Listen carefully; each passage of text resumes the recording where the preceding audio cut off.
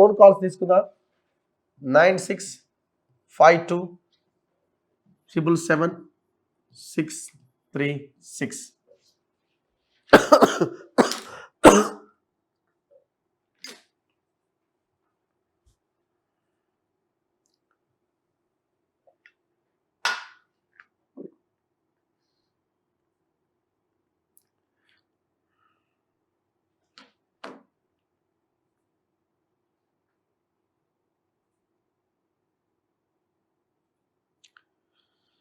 First call. Hello. Hello, నమస్తే అన్న. నమస్తే అన్న, ఎక్కడి నుంచి అన్న? నిజామాబాద్ అన్న. అన్న చెప్పండి. ఇప్పుడు వీళ్ళు 1 lakh లిమిట్ అంటున్నారు కదా రేషన్ కార్డ్ కి. 1 lakh 1 lakh వరకు లిమిట్ అంటున్నారు కదా పల్లెటూర్లలో. 1 lakh కంటే ఎక్కువ. ఓకే. సో ఈ రోజులలో ఏ పని చేసుకున్నా ఎక్కువనే వస్తుంది. మళ్ళీ సెంట్రల్ గవర్నమెంట్ ఏంటంటే మనం 5 lakhs వరకు 5 lakhs వచ్చినా కూడా ఇన్కమ్ ట్యాక్స్ కట్టాల్సిన అవసరం లేదు. ఎందుకంటే 2.5 మనము ఐటీలో చూపించుకుంటాము ఏటీసీ కింద. సో అట్లా అలాంటివి ఉన్నాయి. మళ్ళీ లోన్ కోసం కూడా ఊర్లలో అగ్రికల్చర్ ఇన్కమ్ ఉన్న కూడా 2000 రూపీస్ కడుతున్నారు ట్యాక్స్. ఎందుకంటే ఐటీ ఉంటే కానీ లోన్ ఇవ్వరు కదా. అవునవునవును. ఇలాంటి కాంప్లికేషన్స్ ఉన్నాయి. సో అది ఊర్లలో కూడా 5 lakhs ఇన్కమ్ పెట్టాల్సి వస్తుంది. చాలా మంది హోమ్ లోన్ ఏమన్నా కావాలన్నప్పుడు కూడా ఐటీఆర్ ఫైల్ చేస్తా ఉంటారు కామన్ గానే.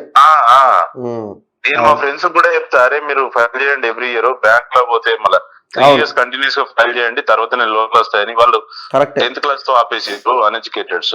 సో వాళ్ళకి చెప్తా ఉంటాను అనమాట. సో వేరే వేరే కాంప్లికేషన్స్ వల్ల మనం ఐటీ ఫైల్ చేస్తాము.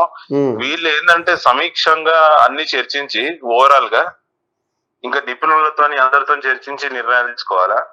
జనవరి మొత్తం రేషన్ కార్డ్స్ కే ఇచ్చేసి తర్వాత ఫిబ్రవరి లేదా మార్చ్ నుంచి అమలు చేస్తే పోపు 6 programs. అవును. అసలు ఫస్ట్ యాక్చువల్గా ఏంటంటే రేషన్ కార్డు ఇష్యూ చేసిన తర్వాతే ఈ గ్యారంటీస్ పెడితే బాగుంటుండే. 10 రోజులు లేట్ అయితే పోయేదే ఉంది. 7th గ్యారంటీ లాగా అవుతుంది. Ration card it self 7th guarantee. ఇప్పుడు రేషన్ కార్డు లేని వాళ్ళు కూడా అప్లై చేసుకోండి అంటున్నారు. వాళ్ళు అప్లై చేసుకున్న తర్వాత వాళ్ళకి రాకపోతే మళ్ళీ విండో అయిపోతుంది. మళ్ళీ పెద్ద గొడవ, పెద్ద రచ్చే కదా. అట్లా వీళ్ళు బస్సులో ఎట్లయితే తీసుకున్నారు నిర్ణయం, ఇది కూడా అట్లనే అవుతుంది మళ్ళీ. అవును, కొన్ని మిస్టేక్స్ జరుగుతున్నాయి, మరి ఏం చేస్తారో చూడాలి. ఓకే అన్న, థ్యాంక్ యూ. ఇప్పుడు నేను జాబ్ చేసి నేను ఇల్లు కట్టుకున్నాను నా ఊర్లో. అది మా అమ్మమ్మ వాళ్ళ స్థలము. మా అన్న వాళ్ళే ఉంటారు. మా అన్నకి ఇన్కమ్ లేదు, 100 రూపీస్ ఉంటది అంతే డైలీ. చెప్పాలంటే అంత తక్కువ ఉంటది. ఇప్పుడు ఆయన ఎలిజిబులే కదా. ఇప్పుడు ఆయన నేను ఏం చేసిన, నేను ఆ ఇంట్లో ఉండు అని అన్నా. కానీ ఆ ఇల్లు నేను చూస్తాం మేము, అది రేకుల ఇల్లు జాబిల్లో చూస్తామంటే అది ఆయన ఇల్లు అనుకుంటే పొరపాటు కదా. రైట్, ఓకే అన్న. ఎవరి పేరు మీద ఉంది అని కూడా చూడాలి. Thank you. సో ఇట్లా చాలా చాలా ఇష్యూస్ వచ్చే అవకాశం ఉంది. సో ప్రభుత్వం ఇప్పటికైనా కొన్ని పరిగణలోకి తీసుకోవాలంటే గ్రౌండ్ లో ఉన్న ఆ సమస్యల్ని పరిగణలోకి తీసుకోవాలి. హలో సార్, నమస్తే సార్. నమస్తే అన్న, ఎక్కడి నుంచి అన్న? సార్ చెప్పండి సార్. ఈ ధరని ఎత్తేసే ముందు ఒక పని సార్, మా ఛానళ్ళు కొన్ని పేరు తప్పుపడి ఫెయిల్ అయితే అటే అయిపోయినాయి సార్ డబ్బులు. ఓకే. ఒకవేళ ఈ తంబ్రాక రిజిస్ట్రేషన్ దాక చలాన్ 3 నెలలు ఉంటది కదా సార్. అవునవును. ఇప్పుడు యాక్చువల్గా ఏంటంటే మీరు చలాన్ కట్టగానే మీ ఫైల్ ఒకవేళ రిజెక్ట్ చేస్తే ఆ కట్టిన డబ్బులు రిఫండ్ అవ్వాలా? అవ్వలేదు సార్. కొన్ని కోట్ల రూపాయలు ఉన్నాయి, అట్లా కోట్ల రూపాయలు ఖజానాలోకి మళ్ళీ ఇచ్చినారు వాళ్ళు గత గవర్నమెంట్. అవును, వాస్తవం మీరు చెప్పింది. దాని మీద కొద్దిగా చర్య తీసుకున్నట్టు ఉండాలి సార్ గవర్నమెంట్. ఓకే, రైట్ అన్న, థ్యాంక్ యూ. సో చివరికి కేసీఆర్ ఆ డబ్బులను కూడా వాడుకున్నాడు. ఎంత దుర్మార్గం చెప్పండి. హలో చెప్పండి అన్న. నమస్తే రాజన్న. నమస్తే అన్న. పాలమూరు జిల్లా. పాలమూరు, చెప్పండి. నా పేరు శ్రీనివాస్ అండి. ఇప్పుడు కాంగ్రెస్ గవర్నమెంట్ ఇది పెట్టింది కదా ఫ్రీ బస్, దానివల్ల ఎంతో గవర్నమెంట్ చాలా నష్టం ఉంది కదన్నా. ఏదన్నా 6 గ్యారంటీస్ అంటున్నారా మీరు? 6 గ్యారంటీస్ లో మెయిన్ 3 అది తీసేస్తే పెద్దగా నష్టం లేదు, వచ్చే కిలోమీటర్లు వస్తూనే ఉంటాయి. ఏదేదంటే ఈ 200 యూనిట్లు వీలు కాదు, ఈ బస్ ఫ్రీ వీలు కాదు, తర్వాత 2500 వీలు కాదు. ఈ 3 తీసేసి మిగతా అమలు చేస్తే పెద్దగా ఇప్పుడు రుణమాఫీ ఒకటి మళ్ళీ 2 లక్షలు అని పెట్టిండు అన్న. కేసీఆర్ 70% చేసిండు, అంటే 170 మంది చేసిండు, 30% మిగిలింది కదన్న. మిగతా వాళ్ళకి ఇలా చేసిపోతుంది. మళ్ళీ 2 లక్షలు ఇక్కడ బడ్జెట్ లేదు, అప్పులకు పోయింది. మళ్ళీ నేను 2 లక్షలు చేస్తా, ఇవన్నీ ఇచ్చిరు కదా హామీలు. ఇప్పుడు కాదు మనం అనడానికి వీలేదు. ఇప్పుడు ఆ హామీలు చూసే జనం ఓట్లు వేసిరుగా, మరి ఏం చేస్తాం? ఇప్పుడు చేయకపోతే కాదు, ఇప్పుడు చేయలేదు అనుకో, చేయకపోతే ఎందుకు అడుగుతలేవురా నన్ను అంటారు, ఎందుకు ఇస్తలేవని గవర్నమెంట్ అంటారు. ఇది కామన్ గా వచ్చేదే కదా. అలాంటప్పుడు ఇవ్వకూడదు. ఇప్పుడు బడ్జెట్ లేనప్పుడు ఇప్పుడు అంతా 2 లక్షలు అవసరం ఏముంది? కేసీఆర్ చేసిన వాళ్ళకి మీ వాళ్ళకి 1 లక్ష చేసి మళ్ళీ 1 లక్ష అందరికి 1 ఇయర్ తర్వాత చేయొచ్చు కదా. ఓకే రైట్ అన్న, చూద్దాం గవర్నమెంట్ ఎట్లా ఇది చేస్తుంది అన్నది. Thank you. సో యాక్చువల్గా ఈ 6 గ్యారంటీస్లో మనం మొట్టమొదటగా ఉండాల్సిన 2 పాయింట్స్ ఎడ్యుకేషన్ అండ్ హెల్త్. జనాలు కూడా, ప్రజలు కూడా మనం ఆ దిశగా ఆలోచించి ప్రభుత్వాల మీద ఒత్తిడి తీసుకొస్తేనే దానికి ఒక ఇది దొరికే అవకాశం ఉంది. వాళ్ళ ప్రభుత్వాల ప్రియారిటీ 2 కావాలా. అదర్వైజ్ మీరు ఎన్ని స్కీములు ఇంప్లిమెంట్ చేసినా మన జీవితాలు గిన్నె ఉంటాయి. హలో హలో నమస్తే సార్. నమస్తే అన్న, చెప్పండి. నమస్తే. మీరు చెప్పింది కరెక్టే సార్. అది రేషన్ ఫస్ట్ అది కార్డ్స్ డిక్లేర్ చేసినాక ఇది చేస్తే బాగుంటుండే. దాన్ని మేము అంటే మహాసి కూడా ప్రాబ్లం అట్లనే ఉంది. తర్వాత ఫస్ట్ ఇప్పుడు రైతు బంధు ఇవన్నీ ఇప్పుడు పెన్షన్లు ఇప్పుడు ప్రజెంట్ ఉన్నాయి వాళ్ళకి ఇచ్చేసి ఇది రెగ్యులర్ ప్రాసెస్ పెడితే బాగుంటుండే అండి. ఇప్పుడు అందరు ముంబై పూనాకి వీళ్ళు సమగ్ర సర్వే చేసినట్లు మళ్ళీ అందరూ ఊరుకొచ్చేస్తారు వాళ్ళకు. ఇప్పుడు ముంబై పూనా వీళ్ళందరూ పోయిండు కదా పనుల కోసం. మళ్ళీ ఇప్పుడు హైదరాబాద్ లో పనులు ఉన్నారు, ఇప్పుడు హాలిడేస్ ఉండవు, అందరూ ఊరికి రావాల్సిందే. మళ్ళా రావాలి, ఆయనకు వస్తుందో రాదో తెలియదు, మళ్ళీ పెద్ద ప్రాబ్లం. ఈ రెగ్యులర్ ప్రాసెస్ పెడితే ఎంబడి వాళ్ళకి మ్యారేజ్ అయినాడు చేంజ్ చేసుకుంటారు. ఇంకా ఈయన కూడా అట్లనే చేస్తే ఇక వీళ్ళకి కూడా గడ్డనే అవుతుంది. అంతే కదా. మనం కూడా వీళ్ళకు అవకాశం ఇచ్చినాం, దాన్ని వాళ్ళు యూజ్ చేసుకోవాలి. చూడాలి ఏం చేస్తారు. ప్రభుత్వం మీద విరక్తి రావద్దండి. చూద్దాం, అదే వెయిట్ అండ్ సీ అంతే. అందుకే మనం చూడాలి, వాళ్ళకి సమయం ఇవ్వాలి, వాళ్ళు ఏం చేస్తారో. సమయం ఇస్తున్నాము, వాళ్ళు చేసేది మళ్ళీ సమగ్ర సర్వే లాగానే అందరూ వచ్చి అప్లై చేసుకోవాలంటే వాళ్ళ ఊర్లో పోవాల్సిందే అంతా. అవును, థ్యాంక్ యూ అన్న, థ్యాంక్ యూ. సో అందరూ చూడండి, రేషన్ కార్డ్స్, స్కీమ్స్, వీటి గురించి అడుగుతా ఉన్నారు.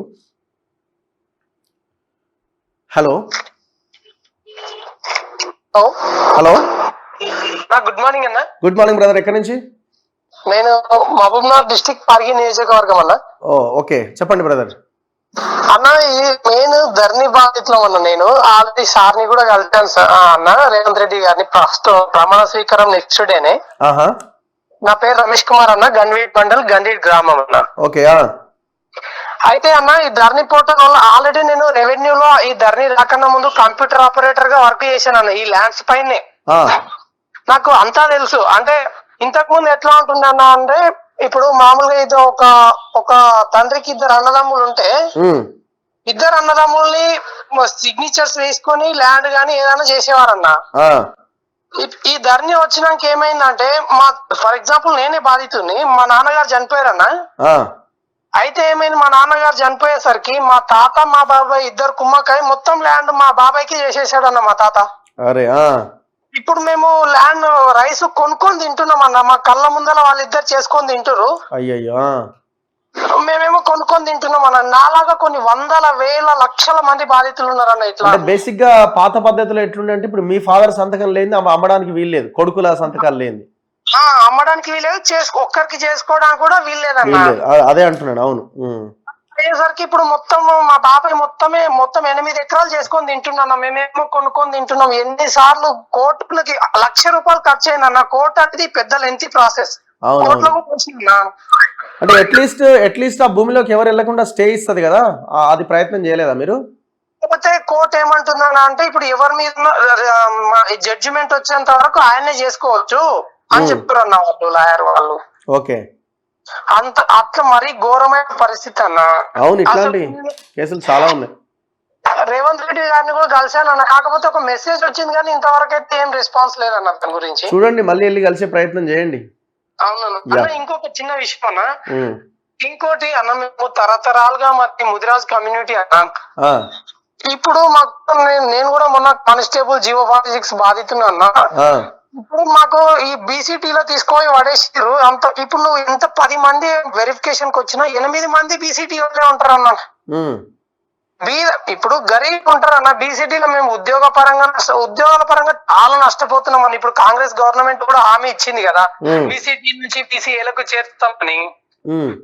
అది వీలైనంత తొందరగా నోటిఫికేషన్ల కన్నా ముందే చేస్తే కన్నా మాకు చాలా యూజ్ అవుతుందన్న. మీరు కూడా కొంచెం మా తరపున పేరుకు 40 లక్షలు 60 లక్షల జనాభా అంటారన్న. చూడాలి అది. ఇప్పుడు వాటిని వీళ్ళు ఎలక్షన్లకు ముందు హామీలు ఇస్తారు కానీ అది ఎంతవరకు సాధ్యం, ఆ కులాల దాన్ని టచ్ చేస్తారు అన్నది పెద్ద క్వశ్చన్ మార్కే నేను అనుకోవడం.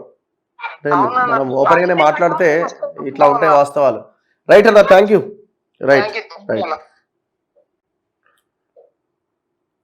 మరో కాల్. హలో హలో అన్నా. రంగన్న. అవునన్నా చెప్పండి. అన్నా ఇది ఇప్పుడు కాంగ్రెస్ వచ్చింది కదా, ఇప్పుడు ఇది మరి వీళ్ళు దోచుకున్న దొంగ బయటికి రావాలి కదన్నా. ఇక రావాలంటే మరి వాళ్ళు చెయ్యాలా, చూద్దాం ఏం చేస్తారు. అదే ఎందుకంటే చేస్తారా నీకు సగం నాకు సగం అంటారా అన్నది చూడాలి. ఈ కేటీఆర్ కళ్ళు మాత్రం ఇంకా తీయతలేవన్నా, దిగిపోయినా కూడా. అవును, కేటీఆర్ కళ్ళు ఇంకా నెత్తి మీద ఉన్నాయి కానీ మేము అది చేసినాం మేము ఇది చేసినాం గొప్ప చెప్పుకోవడం కానీ మరి మేము తిన్నాం. మొన్న తిన్మార్మల్ అని అంటుండు వాళ్ళు స్కామ్ చేసిన జాగాలు కానీ భూములు కనుక్కున్న 100 ఎకరాలు ఇవన్నీ బయటికి తీయాలన్న దయచేసి.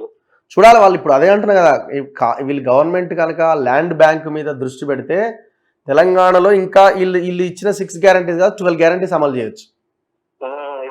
చూద్దాం ఏందో మరి వీళ్ళకి ఇలా చిత్తశుద్ధి ఉండాలి.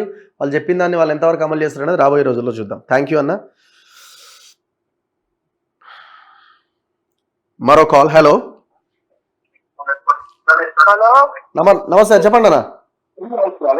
సార్ కదా సార్? అవునవును చెప్పండి. టీవీ ఆఫ్ చేసి నాతో మాట్లాడండి. ఒకసారి మాట్లాడాలి. నేనే చెప్పండి. నమస్తే సార్. నమస్తే. బాగున్నారా సార్? అయ్యో నేను బాగానే ఉన్నా, నువ్వు చెప్పరా. అదే నేను కనబడుతూనే ఉన్నాగా, లైవ్ లో ఉన్నారు మీరు, చెప్పండి. సార్ ఒకటి ఏంటంటే సార్, ఇప్పుడు గవర్నమెంట్ జీవో తెచ్చింది, గవర్నమెంట్ వాళ్ళు వచ్చారు, కొత్త గవర్నమెంట్ వచ్చిన తర్వాత ఈ రైతు బంధు ఏదైతే ఉందో సార్ 200 ఎకరాలకు కాకుండా 2 ఎకరాలలోకి ఇస్తే బాగుంటుందని నా అభిప్రాయం. నేను Telangana Christian forum general secretary Jagan Muchchanapalli నా పేరు. ఓకే, 2 ఎకరాలు ఉన్న వాళ్ళకి ఇవ్వాలా? 2 ఎకరాలు ఉన్నకే ఇవ్వాలి. ఎవరైతే సాగు చేసుకుంటారో వాళ్ళకి ఇవ్వండి. 2 ఎకరాల 3 ఎకరాల 4 ఎకరాలు వీటి భూములకు 2 ఎకరాలకి ఇట్లా ఇచ్చి చాలా ఇది భ్రష్టు పట్టిస్తారు. మన ప్రజాధనం మొత్తం లూటీ చేస్తారు అన్న. అది మా బాధ. రైట్ అన్న, thank you. Thank you. So యాక్చువల్గా రైతు గవర్నమెంట్ కనుక చిత్తశుద్ధితో చేయాలి అనుకుంటే సింపుల్ అండి. పంట పండించిన ధాన్యానికి నువ్వు ఆ మొత్తం ఇప్పుడు 7,000 కోట్లేమో ఖర్చు పెడుతున్నారు కదా, ఆ 7,000 కోట్ల రూపాయలని పంట పండించిన రైతుకి పండించిన ధాన్యానికి కనుక మద్దతు ధర ఇచ్చి బోనస్లు ఇచ్చి, ఒకవేళ రైతు నష్టపోతే ఎలాంటి పరిస్థితుల్లో అయినా మీరు పండించిన అంటే ఆ ధాన్యం కొనుగోలు చేసి రైతులకు గనక ఇవ్వగలిగితే అంతకు మించిన అద్భుతం ఇంకొకటి ఉండదు. సో అప్పుడు రైతు అనేవాడు బాగుపడతాడు, వ్యవసాయం చేసేవాళ్ళు బాగుపడతారు. ఇప్పుడు మనం భూమి ఉన్న వాళ్ళకి ఇస్తాం అనుకుంటూ పోతే అది ఇంకొక రకంగా వెళ్తుంది. అందరూ సాగు చేయరు కదా, మరి భూమి ఉంటే సాగు చేసిన వాళ్ళకి ఆ పైసలు అందాలా, రైతుకి ఆ పైసలు రావాలి. సరైన మద్దతు ధర ఇచ్చి, సరైన బోనస్ ఇచ్చి, నష్టపోతే నష్ట పరిహారం ఇమీడియట్గా ఇచ్చి, సో ఇవన్నీ ఈ 7,000 కోట్ల రూపాయలతో అద్భుతంగా చేసేయచ్చు. కానీ ఇక్కడ ఓట్లు రాజకీయం ఈ లెక్కన వచ్చినప్పుడు మాకు ఓట్లు మిస్ అవుతాయో అన్న యాంగిల్లో ఆలోచించి ఇప్పుడు ప్రభుత్వాలు ఇలాంటి స్కీమ్స్ తెర మీదకి తీసుకొస్తా ఉన్నాయి. సో ఇది ఈ మార్పు జరగాల.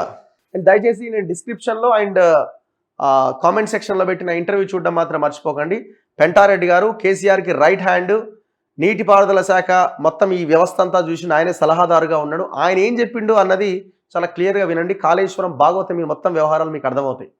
ఎట్లా ప్రాజెక్టులని సైడ్ చేసిండు, కట్టాల్సిన ప్రాజెక్టులని ఎన్ని నీళ్ళు ఇచ్చిండు అన్నదానికి కూడా ఆయన క్లారిటీ ఇచ్చిండు, ఎన్ని నీళ్ళు ఇచ్చిన అన్నదానికి కూడా.